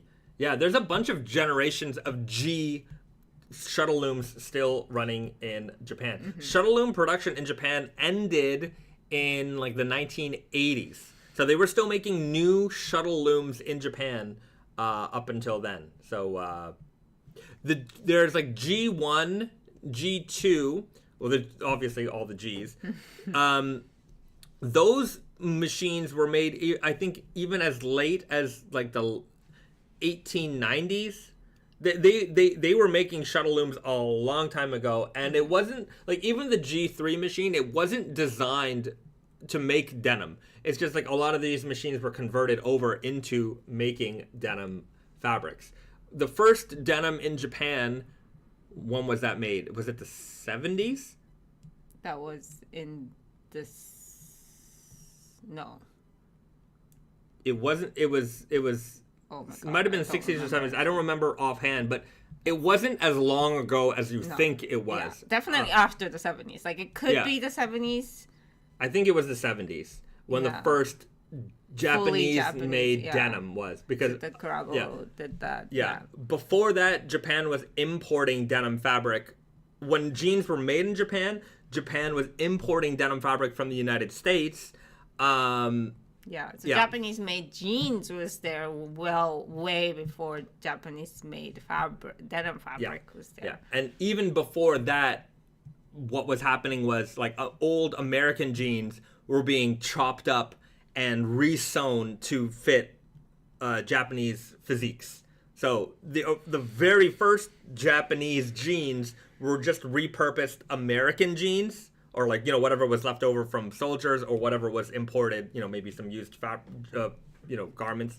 Those came in first, and then Japanese jeans were made in Japan using American fabric, and then Japanese fabric was developed. Yeah, and that's also how the pre-washing culture started. Mm-hmm. Like, it was because Japanese people wore jeans before it was actually made in Japan, but we only had it as a second hand, so everything was washed, everything was soft, and jeans was introduced in America. Jeans were introduced as, you know, raw, so that's why people were used to them, like jeans being uncomfortable, and you wash them and then become uncomfortable. They were used to that idea, so that wasn't really a problem. But in Japan, it was a problem because, you know, people just got introduced to the, you know, nicer version of it. Yeah. So so that's why, like, in order to get people to buy these brand new jeans that are made freshly for this market, they had to invent a way to make it more comfortable, and that's how the washing of jeans started. That's right. Okay. Yeah. So there's a little Japanese denim history there for you. Okay. Jeremy Didson writes, really like how the groovy guy looks, but after trying them on, the thighs were way too tight for my liking, and after sizing up ×2, and the front and the rear eyes were too small compared to the true guy. Sorry to hear that. Sorry to hear that the groovy guy didn't work out for you. Yeah, like, again, not everything is going to fit everybody. Everybody's different. Yeah, you know, I remember when I worked at Diesel, you know, one of the cool things that we did there was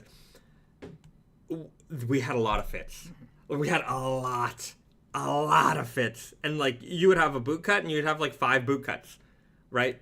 But, you know, one thing that was annoying while working there was, you know, one fit might only be available in, like, 4 washes, and then another fit was available in a couple of different washes. Maybe there was some crossover. So, like, if you would have a customer and they'd come in and they wanted a boot cut or whatever they wanted, and they liked the wash of one fit, and they're like, but I prefer the fit of the other one. They didn't have that. They didn't always have it, and they often didn't have it. So it was a little frustrating. Yeah, it's hard to make everything in, like, bazillion fits. And they also did it in different inseams, 30, 32, and 34. Though in Canada, we really didn't get the 30-inch inseams. That's probably for Asian market. Right. Yeah. And maybe like Europe, but we would always get the 30s and the 32s and the 34s. But yeah, they would do, like, a tremendous number of fits in every inseam really possible, in a bunch of different washes. Our benefit is that, like, of the fits that we do make, we do everything. We don't do everything, but we do everything in our best sellers. Yeah. If we get bigger, then maybe we'll have room for a second boot cut, but we'll have to sell more of the current groovy guy to make that determination. Chief Miggy writes, guess groovy guys won't fit me either. I like the strong guys, comfortable in the waist and thighs. Massive leg openings, though. At least the vulgar selvage 3s I have were. Yeah, the strong guys have massive leg openings. That's by design. I mean, you know, if I hear enough about groovy guy, maybe we can make some tweaks here and there. We're not opposed to tweaking fits. Okay. Let's do a little preview. We're going to talk about these guys right here, the Spring Garden Selvage, and there's a little snowy on every pair of jeans in here, so don't mind that. And Caterpie. And Caterpie, that's true. The Spring Garden Selvage. coming out next Friday. This is 12.5 ounce weight, made with 20. What's the percentage? 77 cotton, 23 polyester. Polyester. So it's a poly blend denim, but that poly gives this denim a nice, smooth, soft drape. It's what keeps this denim from being like a mega rigid denim, and I don't think this is the kind of denim that you want to be mega rigid because of this beautiful colored interior. And so this is made with a triple twist of, you know what, I had to confirm it because so you can see right here, I pulled out a weft yarn, because I'm like, is this just a Grandrel yarn, or is this a twisted Grandrel? Because no. Was this a twisted yarn or gradient yarn? Right. Well, that was the question. Right. Yeah. So, because I was just looking up like the product info, and I wasn't sure, and I'm like, we just got to look it up ourselves. So I pulled out the weft, and so it's made with a gradient yarn twisted. So there's 3 gradient yarns that are twisted together to make this color. So it's a twisted gradient yarn, which is quite neat. And so you get this beautiful pastel-y kind of color here. It's not in your face, and it's made to be reminiscent of Monet's Gardens of Giverny.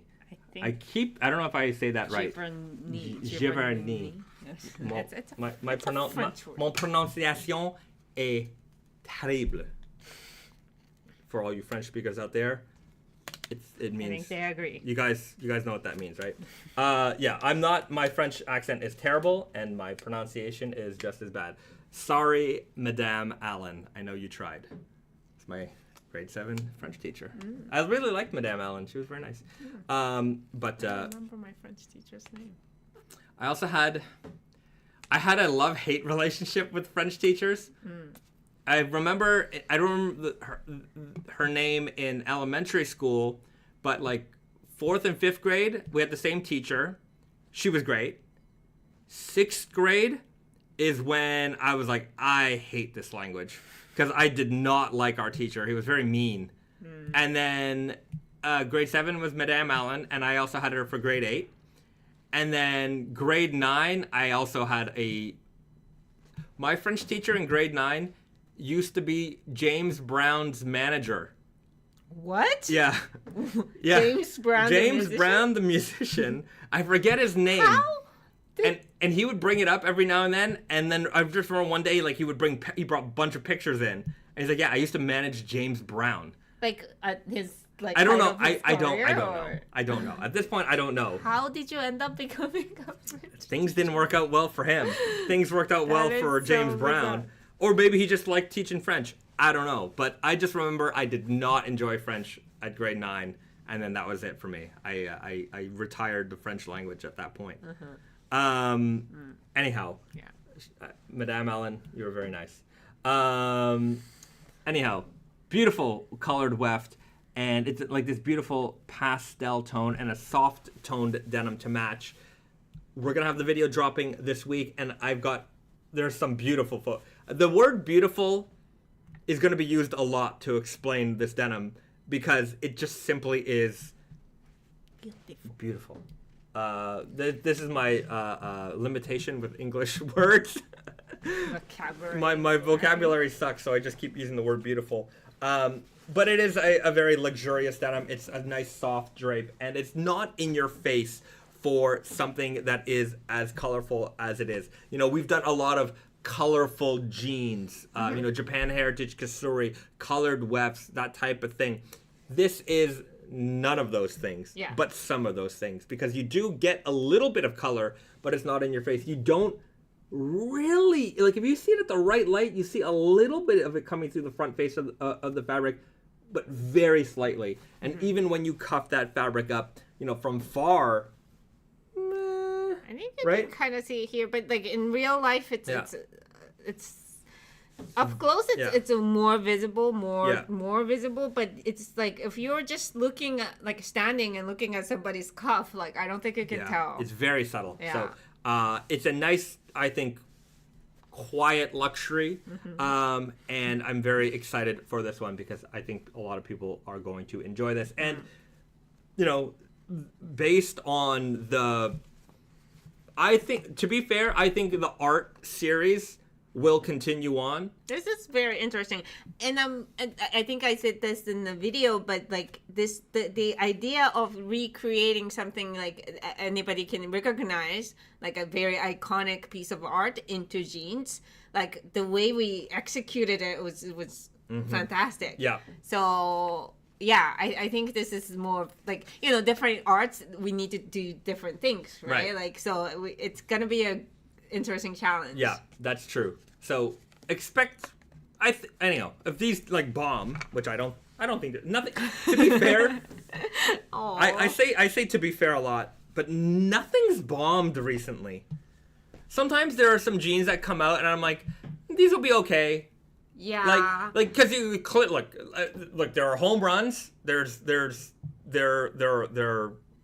are grand slams. There are home runs. There are, base hits, right? Yeah. And then sometimes you get a strikeout. Sometimes a jean just doesn't resonate with people. Lately, a lot less of the not resonating. Like the slower ones are like the base hits where like over time we end up selling a lot more art because it's normal. Yeah. But it doesn't like fly off in the first drop. Yeah. But again, that just doesn't mean that doesn't mean that it's I'm trying to think of a flop. You know what? I'm gonna. It pains me to say it, but I think the Toxic Avenger. Yeah. But that stuck around for a long time. It stuck around for a long time. I think partially there's two reasons for it. Number one, timing. When it came out, it just wasn't economically. It was a weird time because that kind of hit right before the pandemic, and then also I think the fact that this was a property that wasn't particularly well known. Like if I love it, but the general audience, they're like, I don't know, I don't get this. But it was also a combination with like a weird fabric. Yeah, right.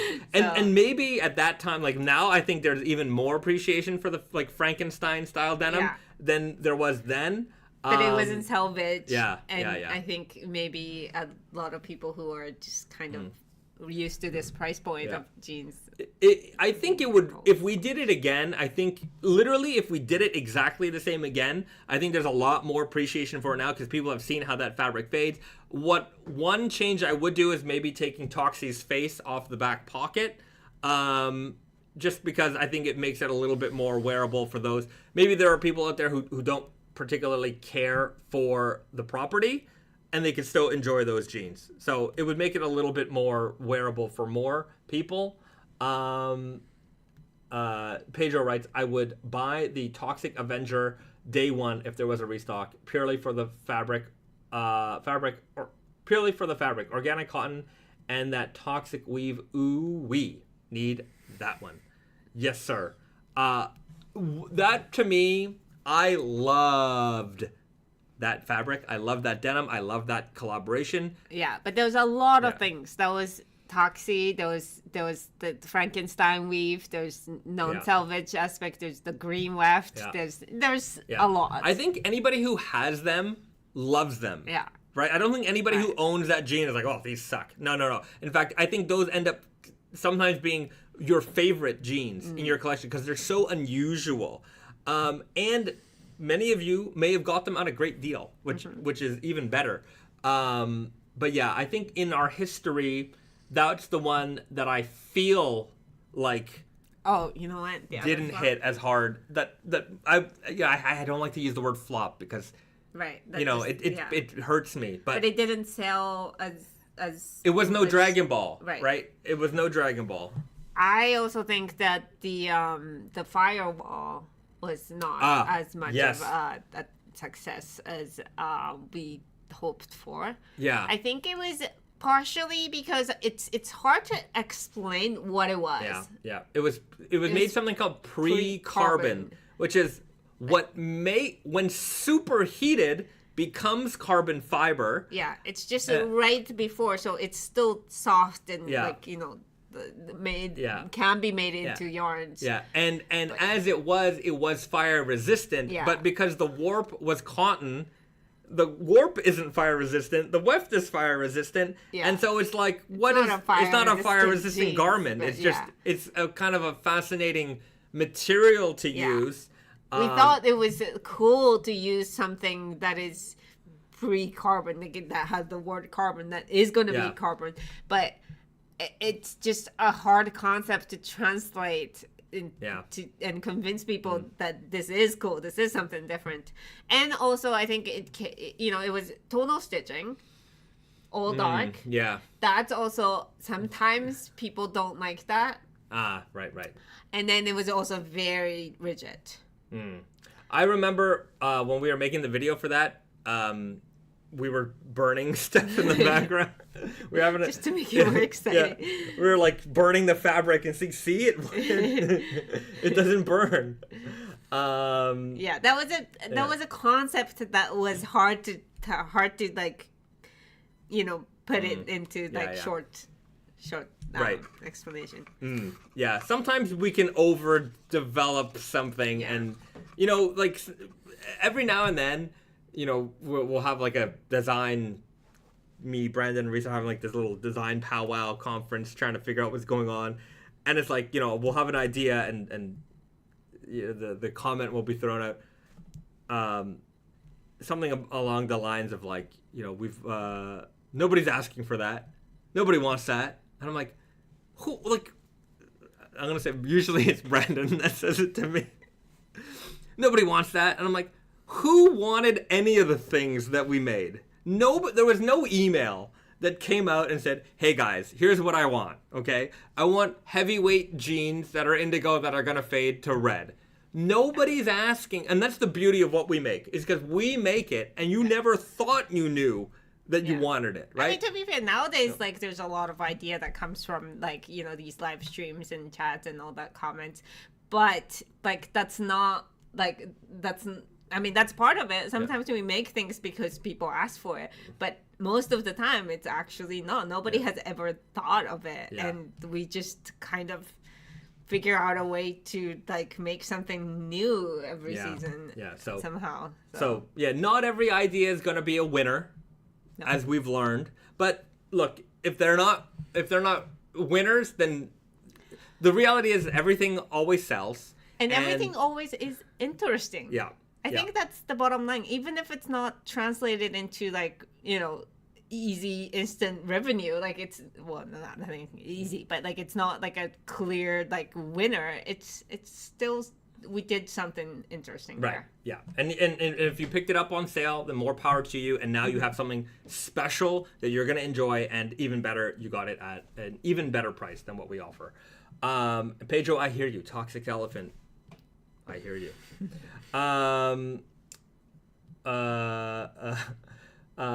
Okay, we'll do one more preview, because every now and then people have been asking about these ones more and more, because the MIJ 13's just dropped, so they're like, where the heck is MIJ 12?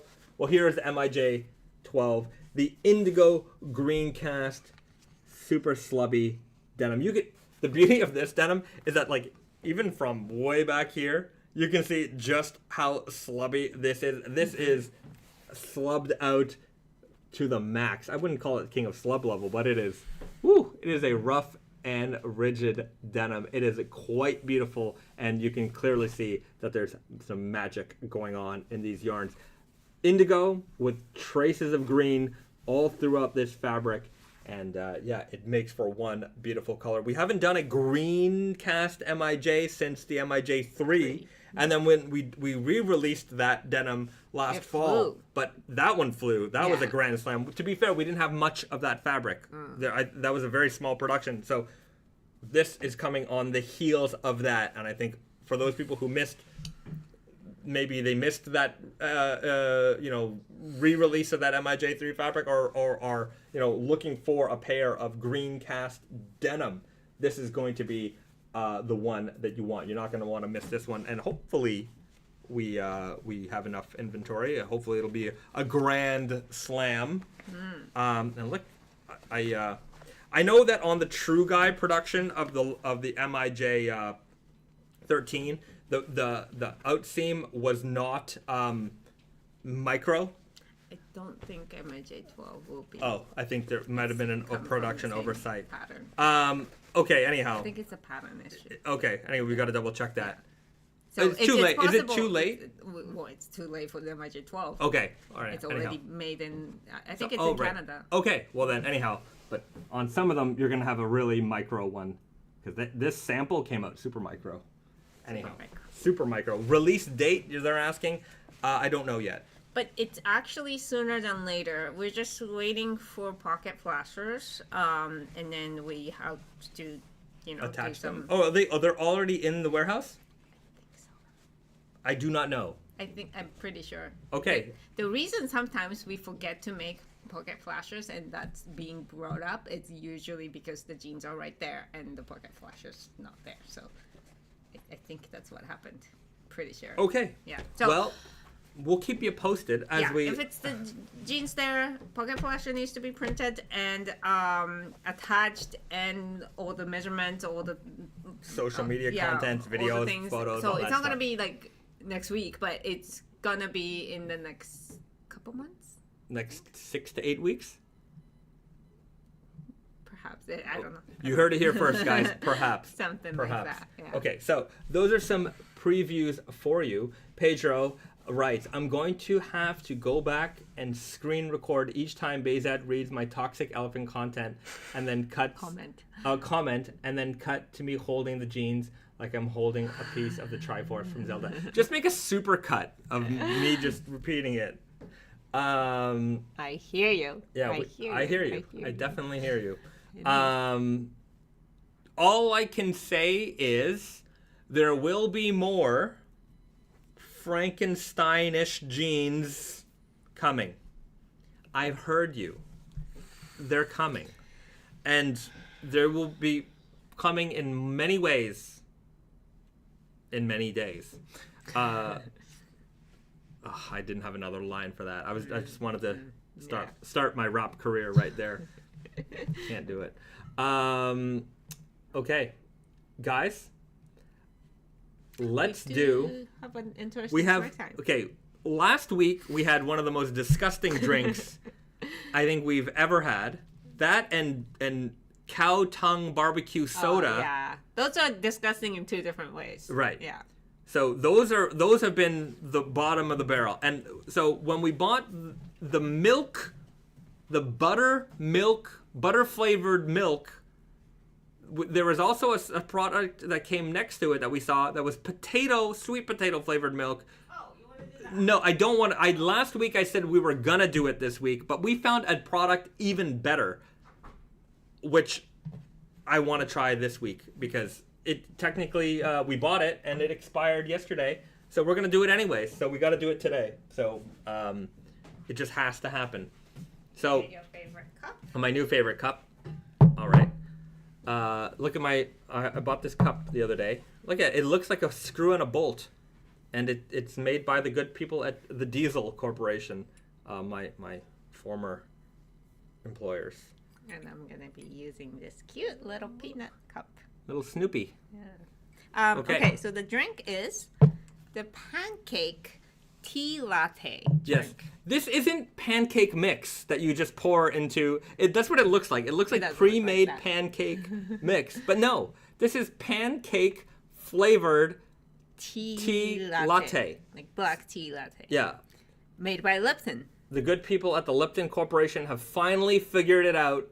You know, just like we have to experiment with products every now and then to see if there's a market for it, the good people at the Lipton Corporation have figured out that what people want in their tea is pancake flavored milk. Yeah, like we're combining elephant with color core, red core, right? So it's kind of like this is just breakfast all in one. Yeah, right? Like, people eat tea pancake with tea while drinking a tea. Why not put it together? Why not put it together? Thank God for the Lipton, the good people at Lipton. Oh, I hope it's good. I think it could be good. What does it say? So there's some. Oh, this is just like ad for the Morinaga makes the pancake mix, and so I guess the Lipton people agreed to put an ad for the pancake mix. Okay, so you can. I guess. I don't know. This is probably a collaboration of some sort. I don't know. Who knows? Anyways. But you know who's gonna know? You's gonna know if you stick around all the way to the end of this snack time, because we are about to try Lipton. Oh, this is interesting. So Morinaga, since 1957, they've been making pancake mix, and their target height of each pancake is 2.3 centimeters. So it's just under an inch. So that's the target that you should always strive for if you're making pancakes. Right. Cathedral ring rice, that is really bad labeling. Someone should have been fired. I disagree. What is? I think this labeling is great. Because it's confusing? Yeah. I guess it is a little confusing. You might not, but I guess if you read the language. That's the whole point. Yeah. I mean, if you can read, which I can't, then I guess you would know that what this is. But if you were to just buy it on the packaging alone, you'd think that maybe this is pancake mix. Yeah, but then when you open it, it's brown. Oh, okay, that's the color of pancake mix. Brown. No, it's not brown. It's yellow. Oh, okay. Well, there it is. It smells sugary. I'm sure there's a lot of sugar. Kind of smells like it has a powdery smell. It does. It does smell like that pancake mix, like the raw one, like the pancake before cooking pancake. Yeah. Oh, it does. It totally does. I love it. It looks like latte, like a tea latte. Mm-hmm. Also, I actually love uncooked pancake mix. Raw pancake mix. I used to, like, every time we make a pancake as a child, I always ask my mom if I could lick the spoon. Yeah. And she's like, only one lick, because otherwise you're going to have a, stomach ache. Anyways. Okay, let's do it.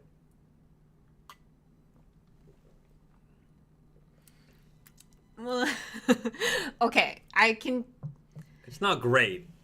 It's got the maple syrupy taste. Like, the sweetness is like maple syrupy. It doesn't taste like a pancake so much as it tastes like they put maple syrup in as the sweetener. Yeah, the tea with the milk with the maple syrup. Yeah, that's what this tastes like this. But it does have the smell of the powdered pancake mix. I don't know how they did that. Yeah. The smell definitely is the powder. The taste is like a weak, like it's like a black tea with milk. A very weak black tea with milk. Very watered down. Yeah, very watered down. Maybe like black tea, water, and milk.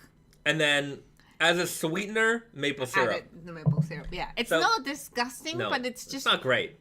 It's not something that it's like, oh, this is a good combination. Yeah. I would not... I mean, I'm not going to try to recreate this. I'm not going to finish the carton. Mm-hmm. I'll finish this cup. Yeah. Well, it's not disgusting. It's just not... Yeah, it's not great. This is a solid 5 out of 5 out of 10. Not the best. Like, out of 10. Then. Yeah, out of 10. 5 out of 5 out of 10. It's not something I want. It's not terrible. It is not terrible. Yeah. It's not gross. Yeah. I want it in the sense that, like, it is amusing and fascinating. Yeah, but... it is fascinating. The execution, I think they did deliver what they promised in the packaging. But it's not the best idea to begin with, maybe. Right. BD writes, I was picturing sour faces. I let myself down. Sorry about that. We'll have to try to find something more disgusting next week. I don't want to try anything disgusting. Chief Miggy writes, Bahzad and Risa should try Mexican snacks for the Day of the Dead Jeans live stream. You got it. Mm-hmm. You got it. You know what else I have to do? There was some tragic news in Canada recently that the Covered Bridge potato chip factory. I wanted to do a taste, like a snack time featuring Covered Bridge chips because I think they make the best chips. Their creamy dill pickle is top tier, top 5 best chips ever made. Their factory, I think they're in Nova Scotia. Somewhere in like the maritime of Canada. Sorry, I don't remember offhand. But I saw on the news that their factory burnt down. Yeah. And I'm sure they're going to recover. Yeah, it'll take a little bit. But if you're in Canada or you have access to the Covered Bridge brand potato chips, buy them all up. Buy them up, save them, enjoy them, savor them. They are a fantastic potato chip. Yeah. Proudly like Canadian made. Like they're so good. Like flavor. Yeah. And if I can get I told my sister to go buy a bunch.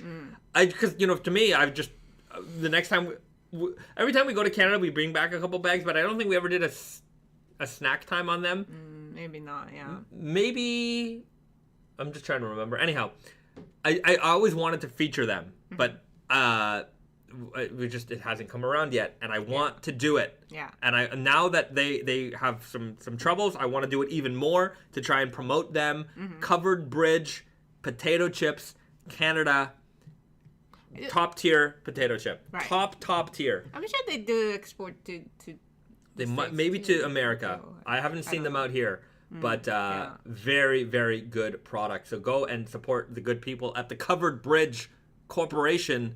They need your help now more than ever. And they make a great product. They, so it's not just supporting for the support. You're going to enjoy some delicious potatoed chips. Okay. All right. With all that said, James Skyrim. Last question. We're going to answer that last question. James Skyrim, how many jeans do you keep in your regular rotation? I say I have usually about 3 or 4, but one is always the winner. One takes up more than 50% of my wear. Yeah. And then the rest just split the times maybe. What about you? Presently, it really feels like that also. My current rotation is Dirty Fade True Guy.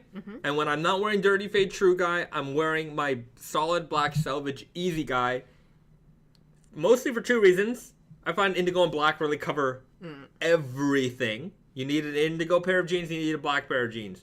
Other jeans you could have in your wardrobe, but if you only had those 2, you're good. You're really good. And all my other jeans don't fit.